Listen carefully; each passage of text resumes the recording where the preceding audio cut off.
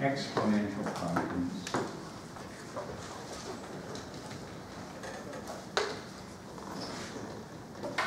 Everyone has to deal with the bank now and then.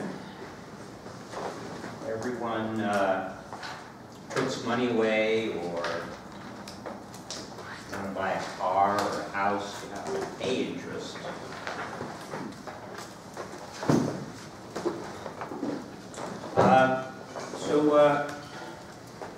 Let's look at how that winds up being related to exponential functions. Let's start with something real simple. Let's say you go and you're going to put your money in a bank at 5% interest, or as we say in math, 0.05. And that's a yearly interest. You get it once a year. It's compounded yearly, meaning you have to leave your money in the bank for an entire year, and then you get your 5% interest. And let's say you start with $1,000.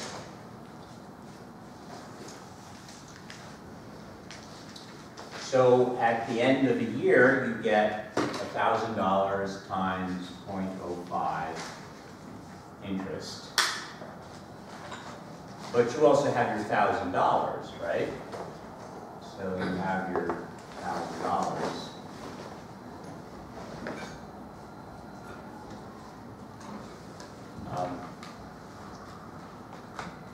We factor that, we see we get 1,000 times 1 plus 0.05. So that's our yearly interest.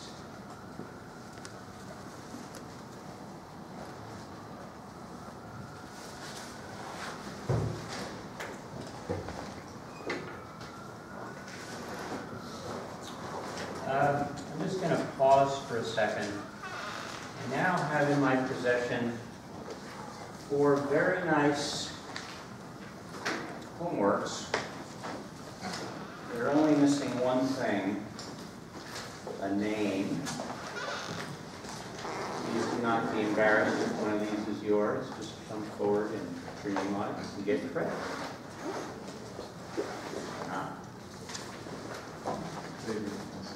Trying.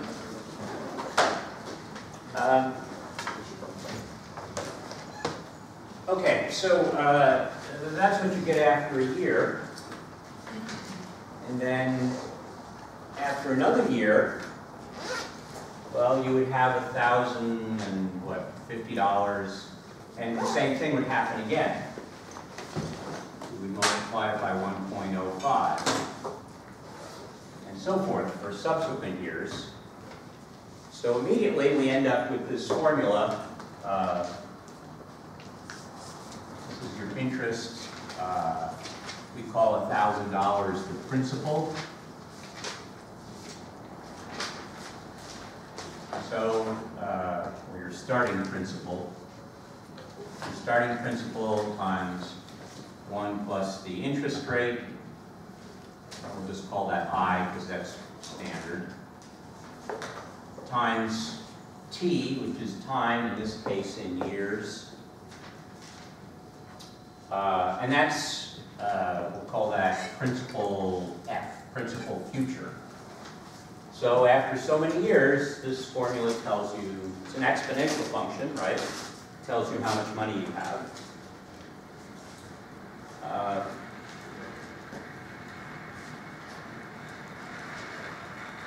There's a small catch on this. If you go to the bank, there aren't very many banks who give you interest compounded yearly. That's the term we use for the fact that they only pay you after a year. There are various, you could have yearly.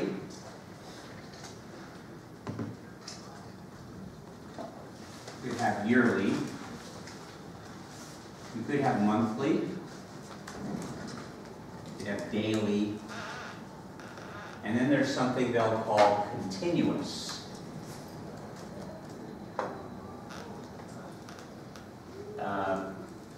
Yearly, monthly, daily, that's pretty good. It's daily, every day you earn a teeny bit of interest. Continuous, that seems kind of weird.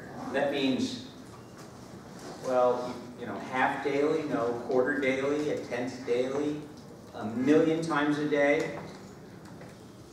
That would be a pretty good approximation for continuous. But actually, we're compounding as if at every instant, every infinitesimal instant, we're compounding. Which sounds like, well, that would be a huge amount of extra money. But it's not, as we'll see. All right, well, we have to repair this equation a little, because this was only, t was in years, and I was interest per year. Well, we like to say interest in years. So we're going to leave this way, but we're going to divide the year into some number of pieces. So in the case of monthly, let's say, we would say P0, 1 plus interest over n to the n, and then also however many years. Oh, I said n, but I meant 12. Right? We divide the interest by 12, right? The yearly interest, and then we multiply the principal, the starting principal, 1 plus I over 12 times to get that year, you know, what we get after a year. It actually is good I used n, because now for yearly, n would be 1, monthly n would be 12, daily n would be 365, and in some kind of weird way, for continuous, n is infinite. Infinity is not a number, it's just kind of an idea we'll get to in a minute. But the thing to realize is that while we're going to multiply this exponentially an infinite number of times, we're going to divide I by a very, very large number. So this number is just 1 plus a very small amount, and this is a very large amount. And it comes out right. Okay, let's actually do a real problem.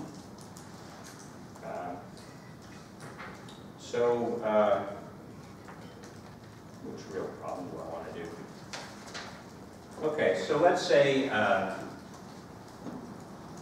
we start with our principal again at $1,000, because that's a nice number, and 5%, which is these days that's very optimistic. One time in the past, during the Jimmy Carter era, you could get 12 or 14% on your money. You had a lot of inflation. Nowadays, if you just go to a bank and put your money in, you're lucky to get 1%. You get very low inflation and low interest rates. But anyway, let's stick with this. We want to know how much, you know, our P future is after 10 years. But we want to take a look at it compounded in different ways. So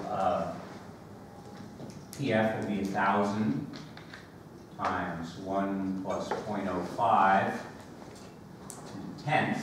That would be compounded yearly, because here my n is just 1. 1 times 10. And this comes out to $1,628.89. So that's pretty good. After 10 years, I haven't doubled my money, but I've gone up 60%. Let's say I were to compound it instead yearly. So it would be 1,000 times 1 plus 0.05 divided by 12. 12 times 10. Again, if you have a calculator, you could try this. But this just comes out a little better. Here we have $1,647.01. So we did actually get some improvement by compounding it monthly. That kind of makes sense. And finally, what happens if we go to daily?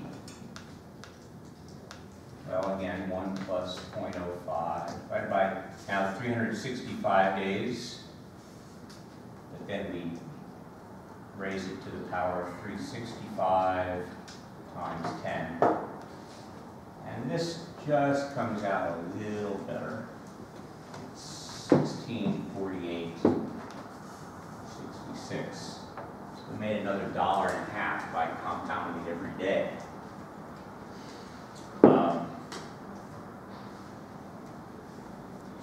So again,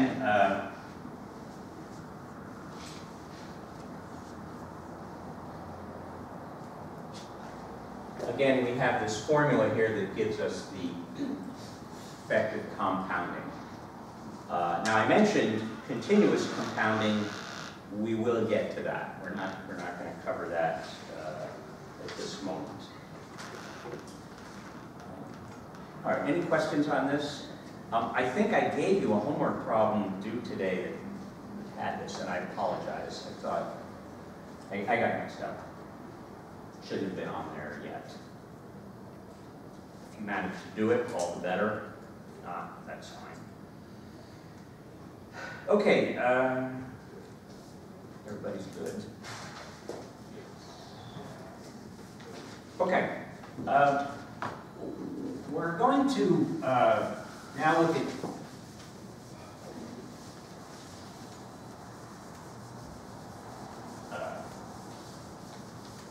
something along the same lines, but you'll have to wait a minute to see how that now fits in.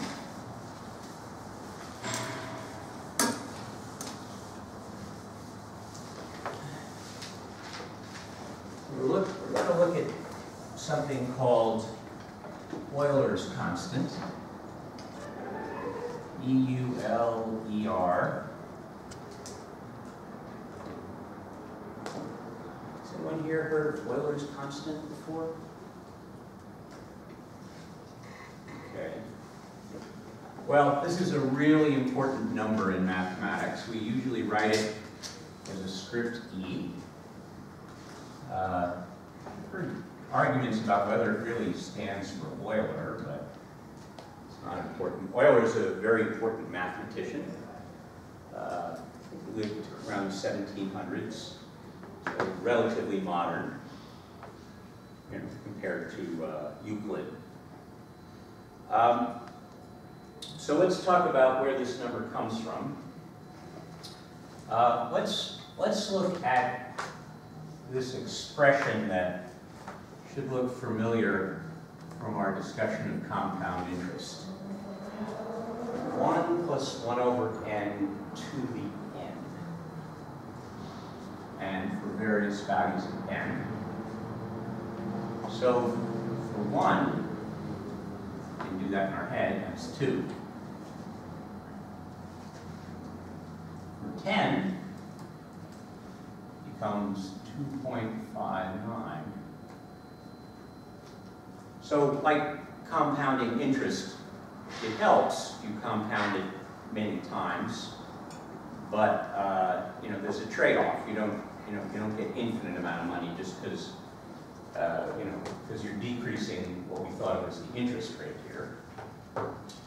If we raise this to 100, we get 2.705. So it's still going up, not that quickly. Go all the way to 1,000, and it becomes 2.7169. And way down here at 1 million, you see it's 2.71828.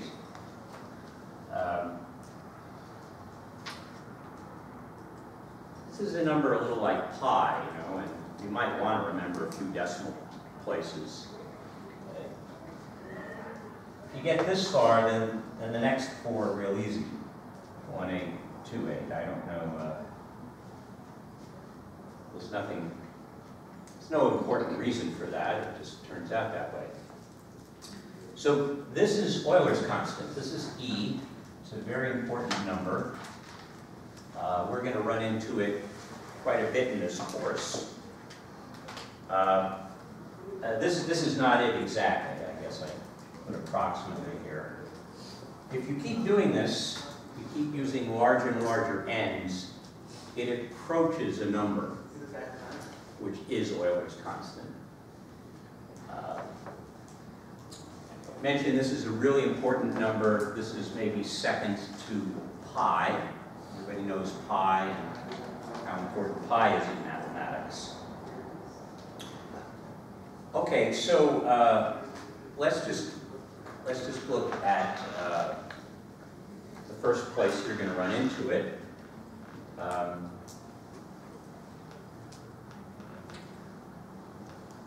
Let's say I have want to find out my future principal for some number of years, and I want to compound it continuously. That is, as if I just made n smaller and smaller, the period in which I'm compounding. And I do it till it gets so small that, you know, it doesn't really matter anymore. So the equation now becomes the original amount of principal to the number e raised to the interest rate times the number of years. Here t could definitely be a fractional number, half a year, a quarter of a year, a year.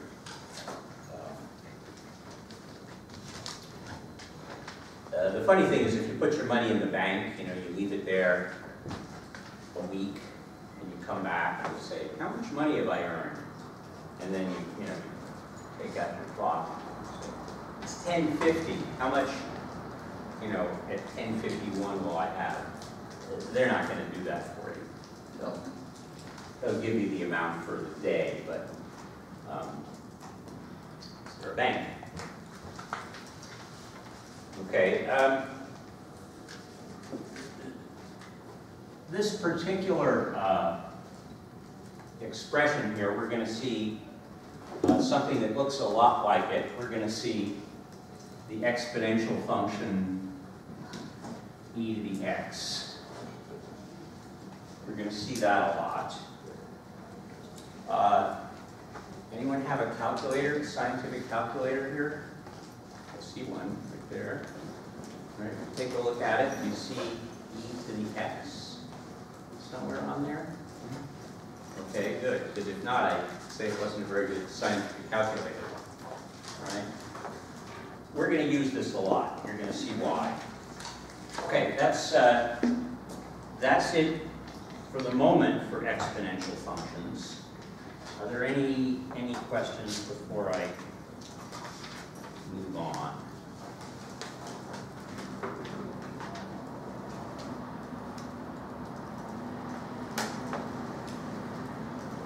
All right.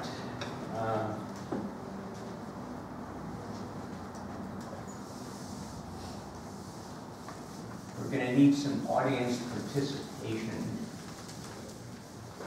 here.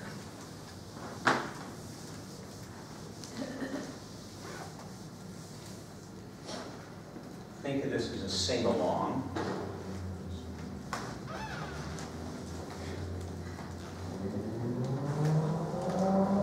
Log functions.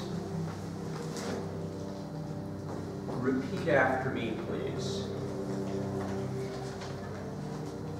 A log function is the inverse of an exponential function. A log function is the inverse of an exponential function. Good. That was good. We're going to do it again. A little more enthusiasm. A log function inverse of an exponential function? The log function is the inverse of an exponential function. All right. Not equation, but that's fine. That's close enough. Okay. Who here has dealt with log functions before? They're confusing, aren't they? Right? Everything you need to know to unconfuse a log function, you can find in the fact that a log function is the inverse of an exponential function. Right? Let's see how this works. Start with an exponential function.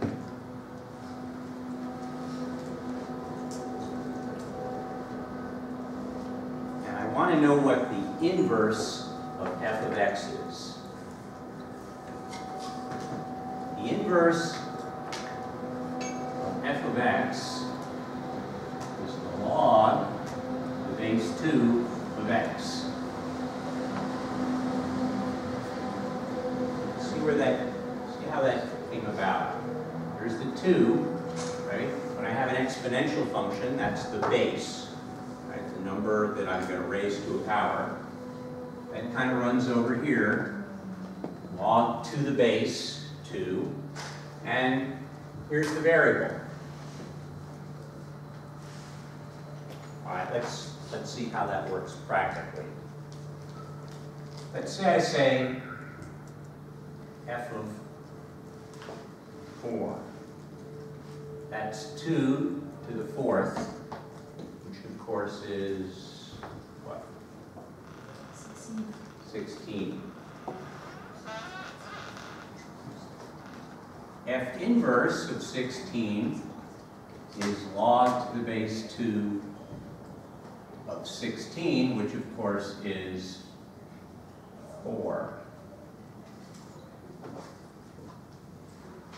Let's just go over that. This stuff, everyone finds this confusing. My exponential function takes a number and raises it to some power. My log function asks, what is the number that I raise the base to get this number? So if I say, what number do I raise 2 to get 16, you say 4. That's what the log to the base 2 of 16 is. Okay. Now again, keep in mind, it's an inverse function. When you see this, you want to think, well, that's the function, this is the inverse function. This takes x to 2 to the x, and the inverse takes x back to the exponent. So another way to think of a log is the output of a log function is an exponent. I'm sure now it's perfectly clear to everyone. All right, let's look at something a little more typical. By the way, any computer science people here, log to the base 2 will come in your computer studies, no doubt. Okay, let's look at the function f of x equals 10 to the x. So its inverse function is log to the base 10 of x.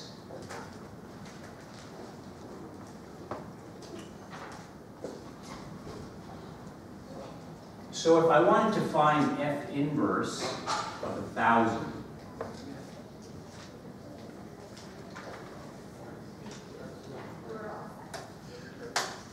one way I could figure this out is I could go back to my exponential function and I'd say, all right, f of what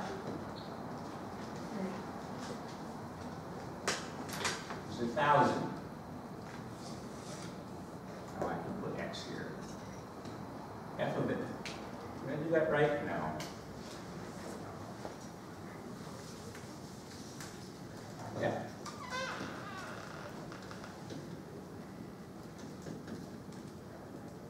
That's what I wanted to write. So my x here is now the unknown. I want to raise 10 to some power and get 1,000. And that should be pretty clear. What's 3. piece? 3. Trident? Yeah, good. 3, thank you, yeah. This is equal to 3. Now, I bring up logs to the base 10 because they have a name. These are called common logarithms. Common. I think commonly used. They're not so commonly used anymore. We used to use them a lot for calculation. Before we had calculators, scientists wanted an easy way to multiply numbers. And you're going to see that logarithms provide that.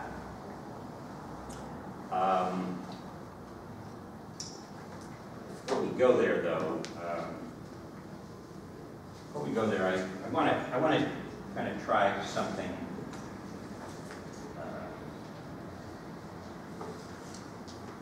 I want to try one more thing. Let's look at the log to the base 16 of 4. So that's my inverse function. So my exponential function looks like this. So what I want to know is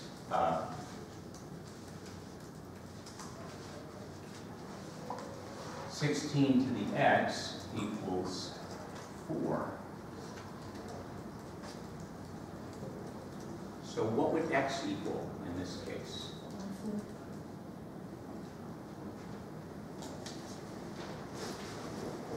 That's the 4th root of 16. No, alright, so 1/2. 1/2, but see, all I have to do here is x equals 1/2, right? 16 to the 1/2, the square root of 16 is 4.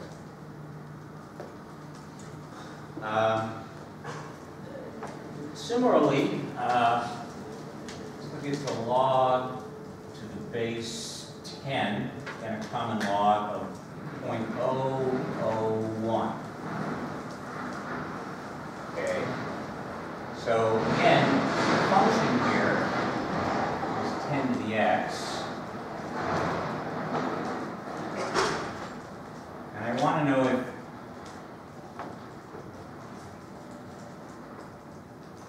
10 to the x equals 0.001. What is x equal to?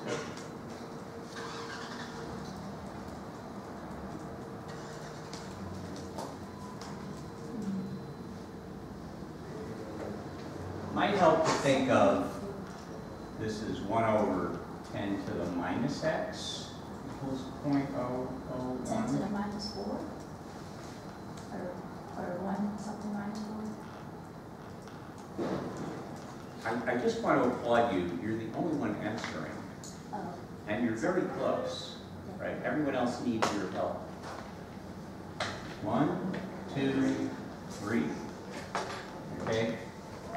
So, x to the minus, not x to the minus 3, 10 to the minus 3 is 0.001. So this is equal to minus exponent.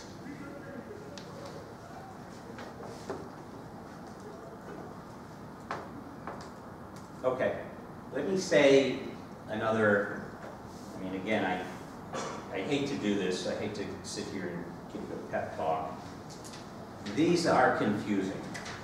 The only way you're going to really get these down is if you do all the homework, do it over and over.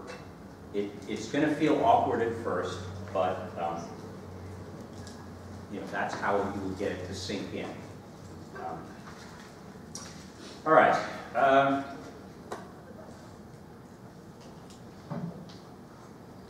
Okay, a few little details I want to fill in. I think we mentioned that in this case 10 is called the base.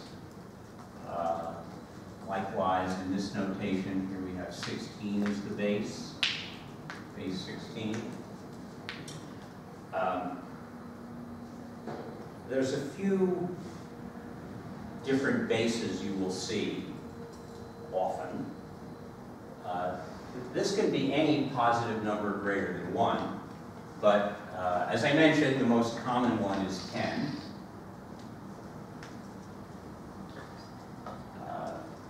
2 we'll see now and then. You will see it in your computer studies for reasons that should be clear. Here's kind of a weird base we're going to run into, E.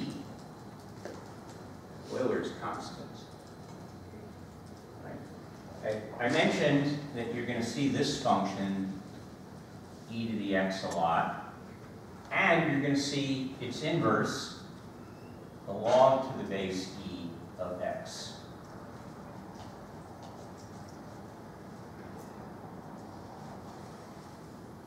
For reasons that you may not even get to this year, you may have to wait for calculus to really understand it. This is called a natural log. That seems weird. E seems like a very unnatural number, but I'll try and give a hint of why today, but you just have to, for now, understand that's called a natural log, and some notes on notation, right?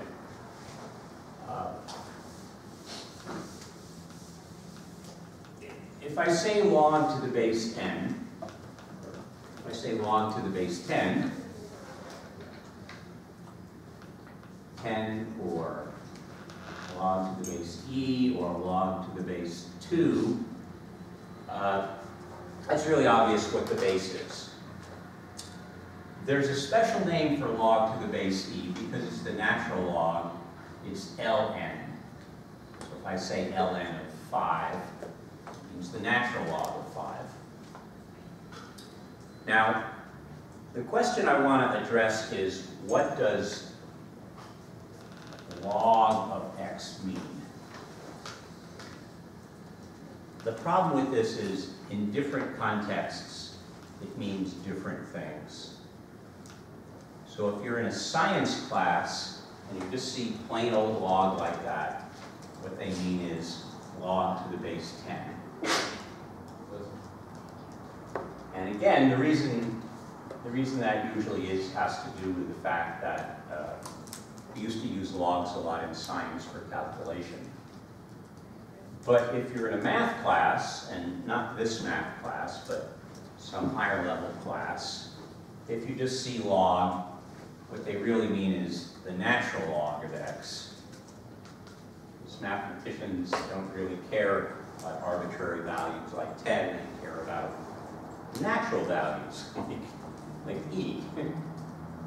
So I will not ever write on anything important log.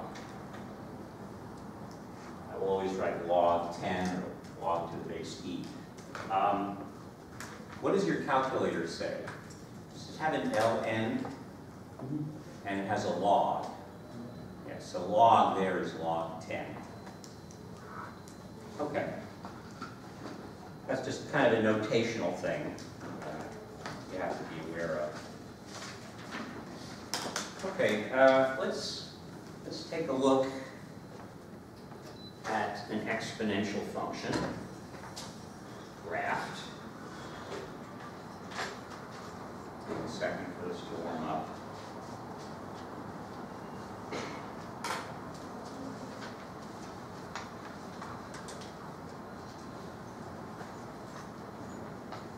Still blinking, so we're almost there.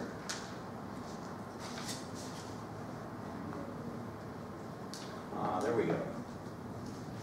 Okay, so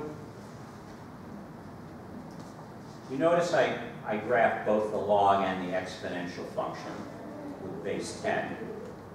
Here, of course, is the exponential function we were looking at last week. And here is the inverse function, the log function. And just as you should be familiar with, the two are a reflection of each other across this mirror here, y equals x. Remember, everything you need to know. All right. Okay, let's just briefly look at some features here. The exponential function has a domain of all real numbers, but it has a range of just positive numbers. Consequently, the log function has kind of the reverse. Its domain is x greater than 0. For the time being, log of 0 or log of a negative number is undefined, just like dividing by 0. However, it does have a range of all real numbers. You can get as negative as you want down in this direction, and if you go off in positive x direction, your y's get as large as you would like them to. They get there slowly, very slowly, but they do. Did I mention that exponential functions kind of grow faster than any polynomial function you could imagine? I think I did. Well, log functions grow slower than any polynomial function you could imagine. All right. What are we doing here? We're doing good. Okay, so we want to now look at some properties of log functions, things that are going to be really helpful when we're working with them. And again, I'm going to keep referring back to an exponential function, which these are the inverse of. That's usually the easiest way to understand these properties. I don't know if I'm going to list them, but they are properties of log functions. Okay. The first property I want to look at is what is the log to the base a of 1? Well, to answer that, I want to look at this. What is a to the x equal to 1? What x makes a to the x 1? 0. So log to the base a of 1 is always 0.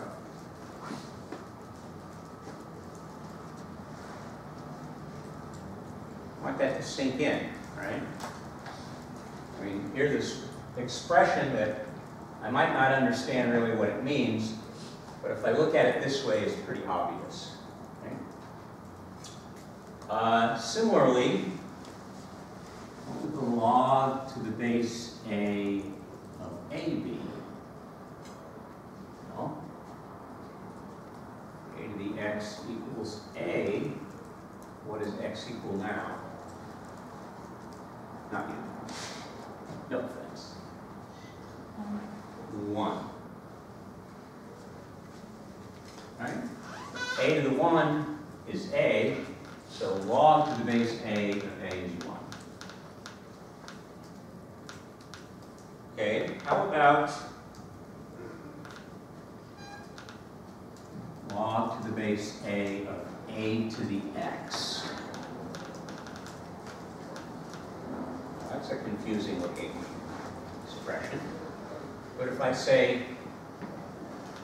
a to what is a to the x, then it becomes pretty clear, right? I just need an x here, right? So log to the base a of a to the x is x. This is the first really useful property. What if I say to you, log to the base 10 of 10 cubed? Well, that's just 3.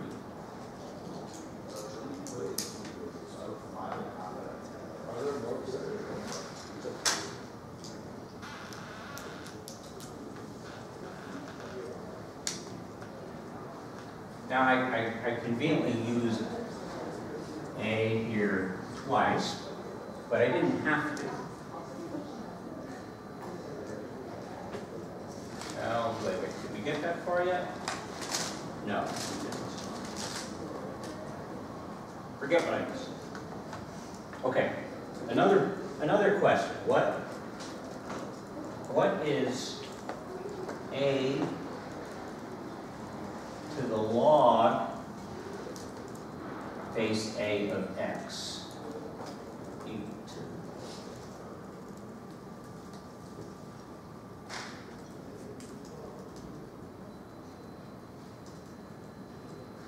Now, let me remind you of a property of inverse functions.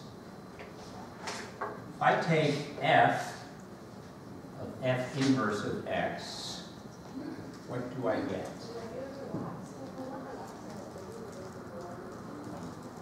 No, you don't get 1. Wait, no. Remember, we spent some time learning about inverse functions. What does an inverse function do? It undoes what the function did. Maybe I should write it this way, f inverse of f of x. So if I take x, I do something with it, I undo it, what do I get? I get x. Likewise, the inverse function of a function, let me rephrase that. A function, I can't say it right. If you have a function and an inverse function, that function is also the inverse of the inverse function. So if I take x, run it through the inverse, then run it back through x, I also find my way back to x. Now what did I do here?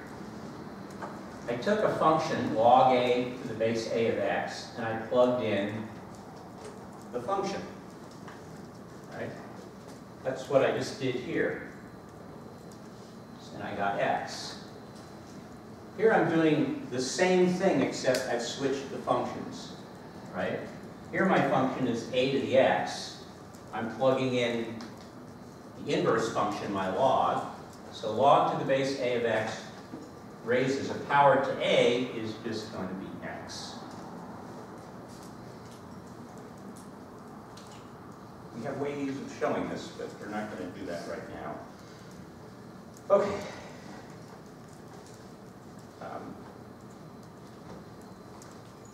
All right. Let's look at a more basic function. More basic, not really basic. Basic property of logs. We're going to start with the idea that a to the x plus y is a to the x times a to the y. And we're going to write that in terms of logs. So the way we write that is log to the base a of x plus log to the base a of y is log to the base a of xy. Remember when I said a log is an exponent? Right? We're adding an exponent. We're adding the exponents of a to the y and a to the a to the x and a to the y. And now the log that we get is the log of xy. This is probably the most important property. Remember when I said scientists used to use logs to calculate. Well, if you didn't have a calculator, you'd have to multiply over and over and over again, right? Yeah, I think we're gonna save the history lesson until later. Okay.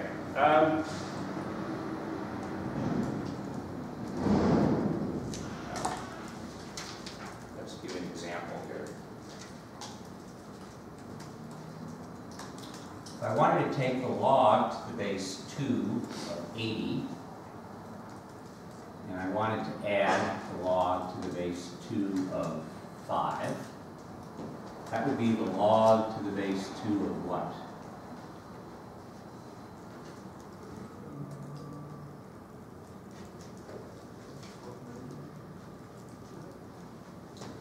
Is that 400? 400? 80 times 5, 400. Okay, good.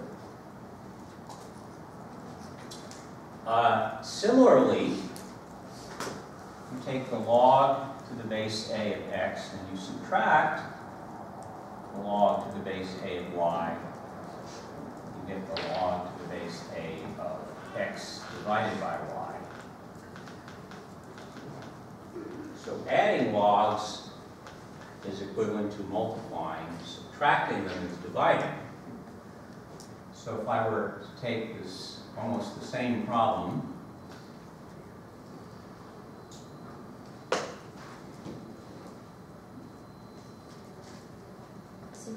someone in the back row. Oh.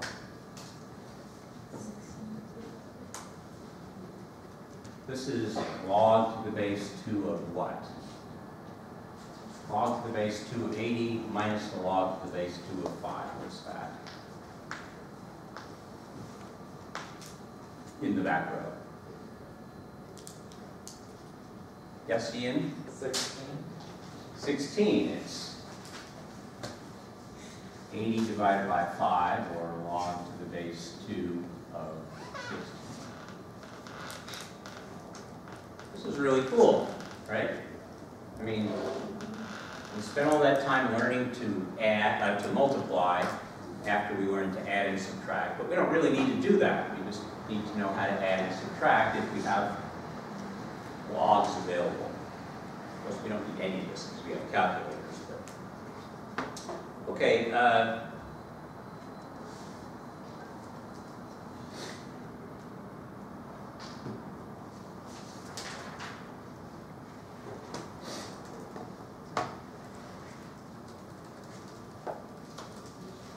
Take a look at another property. If I take a to the x and raise it to the power of 2, what do I get? A to the what?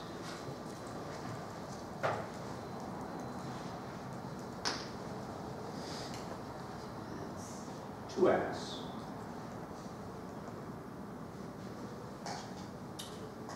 Well, writing that in the form of the inverses, we have the log to the base a of x squared is equal to what? Well, we know how logs work when you're multiplying, right? That's the log to the base a of x plus the log to the base a of x. But that's just 2 times the log to the base a of x. You see what happened to the 2 over here? Right? We had a 2 as an exponent to this value, but it just kind of moves over here.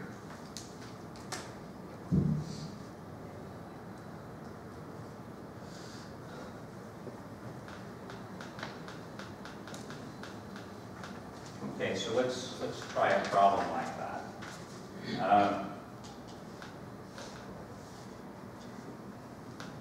This is kind of a jumping ahead here, but if I take negative 1/3 log to the base 10 of 8,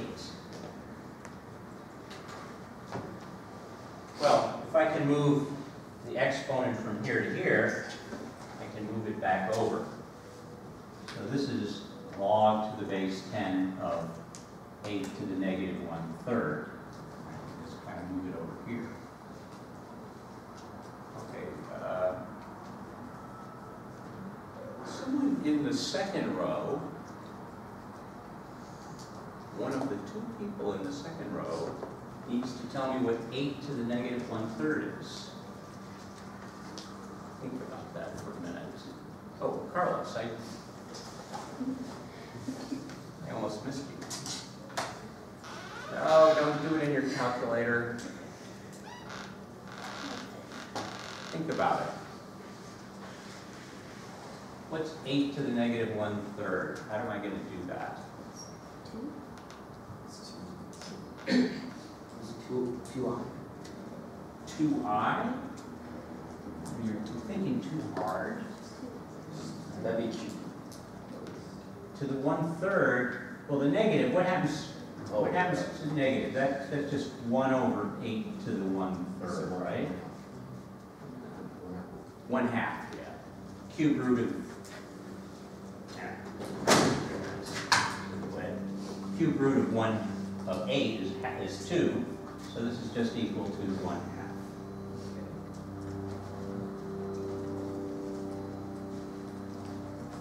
Okay, Carlos, you have a calculator, right? Yes, sir. What is the log to the base 10 of 1/2?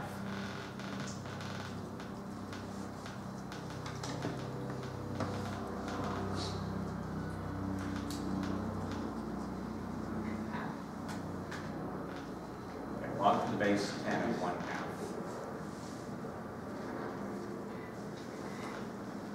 If you have a calculator, take a look at it by plugging in 1/2 and then finding the log. So log base of 1. No, we're not setting the base. The base, we need base 10.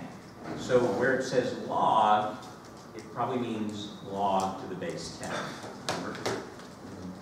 Right? 1. I don't think it could be 1.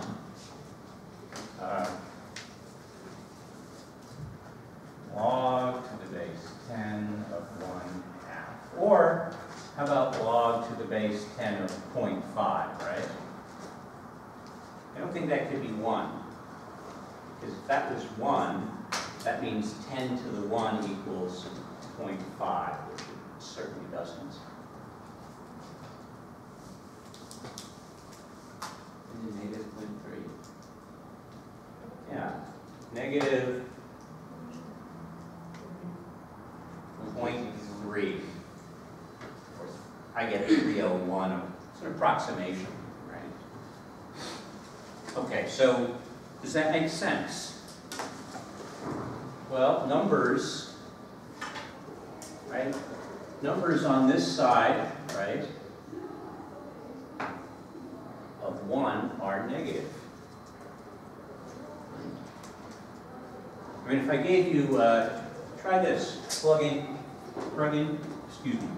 the log to the base 10, 0.000001. And hit the button. What's that? -6, yeah. So the closer we get to the y-axis here, the smaller the number, the greater the negative number is. Well, that should make sense. Remember, a log is an exponent, right? I mean, if I write 10 to the minus 1,000, that's not a big number, right? That's 1 over 10 to the 1,000. Now, 10 to the 1,000 is a big number, but 1 over it is very small.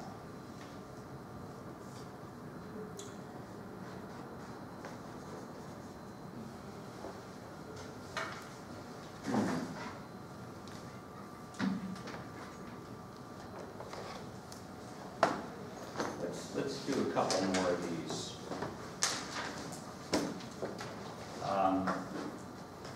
do might be a little confusing. But if you're confused, you'll either write it down, figure it out offline, or come to office hours and ask me. So what is, I want to take this expression, log to the base 3 of x plus a half log of x plus 1. And I want to simplify that. Now, it's not entirely clear what simplifying that would mean yet, but let me go ahead and show you what I mean. 3 times log to the base x, I'm sorry, log to the base 10 of x, I should put that in. That's log to the base 10 of x cubed. Remember, I can move a number I'm multiplying the log by over into the exponent. Okay, so I'm going to do the same thing here. Log to the base 10 of x plus 1 to the 1/2. Now I'm just adding 2 logs. So when you add logs, what are you doing? You're multiplying. So this just becomes log to the base 10 of x cubed times x plus 1 to the 1/2. And just because I want to get rid of this, I'm going to call this log to the base 10 of x cubed times the square root of x plus 1. So this is a typical manipulation we're gonna learn how to do.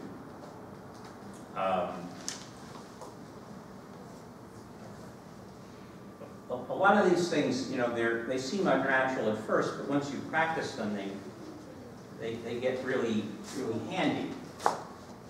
So here's another example. This time I'm going to use a natural log for no particular reason. 3 times the natural log of s plus the log, half the log of t, minus 4 times the log of t squared plus 1. I want to kind of simplify that. I guess what I mean by simplify is just one log function, right? Everything inside that. This becomes log of s cubed. This becomes log of t to the 1/2, or square root of t. This becomes log of t squared plus 1 to the 4th. So I'm adding these two and subtracting this. Well, adding, big parentheses now, s cubed times the square root of t. Subtracting is now just dividing.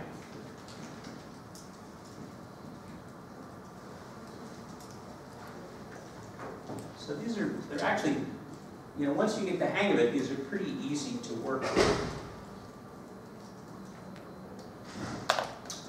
All right, I think that's enough for today. Thank you.